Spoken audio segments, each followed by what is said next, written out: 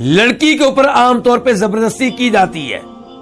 شریعت جہاں پہ یہ بتا رہی ہے کہ لڑکی اپنا نکاح خود نہیں کر سکتی، اس کا نکاح اس کا باپ کرے گا، وہاں پہ شریعت نے یہ بھی بتایا ہے کہ لڑکی کا نکاح زبردستی نہیں ہو سکتا. لڑکی کا نکاح وہاں پہ کیا جائے جہاں پہ لڑکی راضی ہو اور جہاں پہ نکاح کرنے سے وہ انکاری نہ ہو.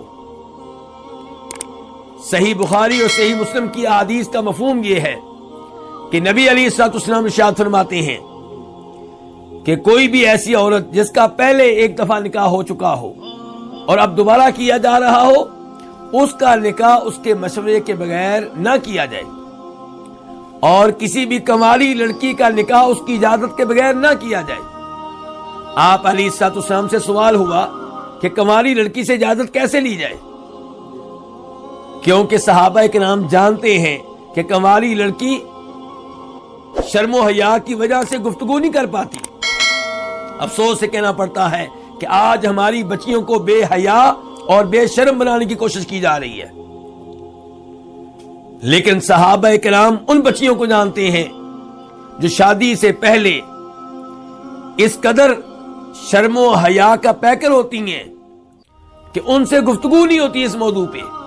تو اس لیے صحابہ کرام پوچھ رہے ہیں کہ اللہ کے رسول وہ اس سے اجازت کیسے لی جائے گی، وہ کیسے اجازت دے گی؟ فرمایا اس کا خاموش ہو جانا اس کی رضامندی کی دلیل ہے. یعنی کہ آپ نے اس سے کہا کہ بیٹا میں تمہارا نکاح فلاں لڑکے سے کرنے والا ہوں، وہ خاموش ہے، احتجاج نہیں کرتی، ناراضگی کا اظہار نہیں کرتی، اس کا مطلب یہ ہے کہ وہ راضی ہے. کیونکہ انکار کرنے میں کوئی شرم نہیں ہے، شرم ہوتی ہے ہاں کرنے میں. تو اگر وہ خاموش ہے اس کا مطلب یہ ہے کہ وہ راضی ہے. تو خلاصہ کلام یہ ہے کہ لڑکی کا نکاح وہاں پہ کیا جائے گا جہاں پہ وہ راضی ہو. تو پھر ولی کا کیا کردار ہے؟ ولی کا کردار یہ ہے کہ جب کبھی ولی یہ محسوس کرے، اس کا باپ یہ محسوس کرے، اس کا بڑا بھائی یہ محسوس کرے کہ جہاں پہ یہ نکاح کرنا چاہ رہی ہے وہ لڑکا ٹھیک نہیں ہے دین کے لحاظ سے یا اخلاق کے لحاظ سے. مثال کے طور پہ وہ قبروں کا پجاری ہے، وہ فوت شدگان کو مشکل کشا اور حاجت روا مانتا ہے، وہ فوت شدگان سے دعائیں کرنے کا قائل ہے، وہ بے نماز ہے، وہ کبیرہ گناہوں کا ارتکاب کرنے والا ہے. تو وہاں پہ ولی مداخلت کرے گا اور کہے گا کہ بیٹا وہاں پہ میں تمہارا نکاح نہیں کروں گا.